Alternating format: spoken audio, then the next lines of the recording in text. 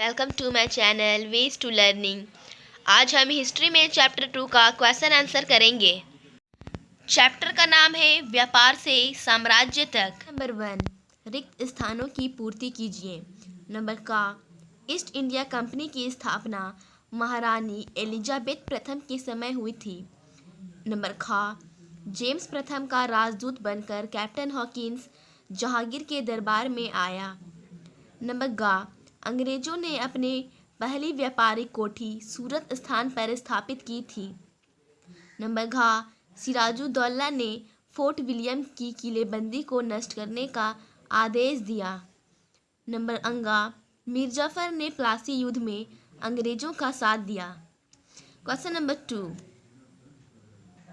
निम्नलिखित प्रश्नों के उत्तर संक्षेप में दीजिए। नंबर का, अंग्रेजों को बंगाल में सीमित क्षेत्र में व्यापार की इजाज़त किसने दी? होगा शाहजहां। नंबर खा, बक्सर के युद्ध में अंग्रेज सेना का नेतृत्व किसने किया था? इसका आंसर होगा कैप्टन मुनरो। नंबर गा, अंग्रेज टीपू सुल्तान से क्यों भयभीत थे? अंग्रेज टीपू सुल्तान से भयभीत थे क्योंकि टीपू सुल्तान के नेतृत्व में मैसूर एक शक्तिशाली राज्य बन गया था।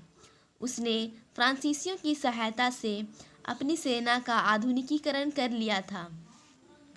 टीपू सुल्तान की बढ़ती हुई ताकत को देखकर अंग्रेज भयभीत थे।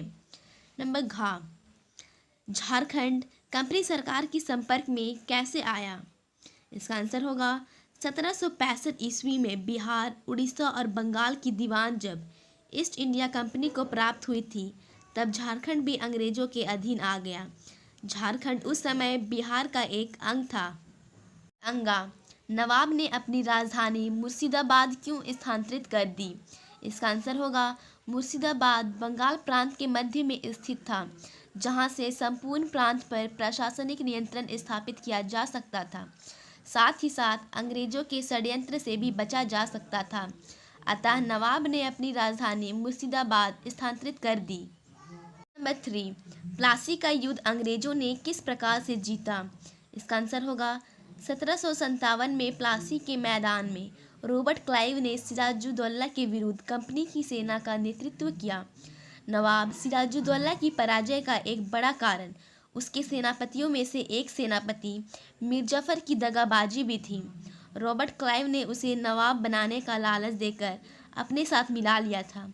इस प्रकार षड्यंत्र और दगाबाजी द्वारा अंग्रेजों ने प्लासी का युद्ध जीत लिया। क्वेश्चन नंबर 4,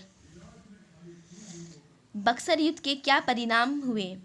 इसका आंसर होगा बक्सर युद्ध 22 अक्टूबर 1764 ईस्वी को हुआ था। इसके परिणाम निम्नलिखित हैं।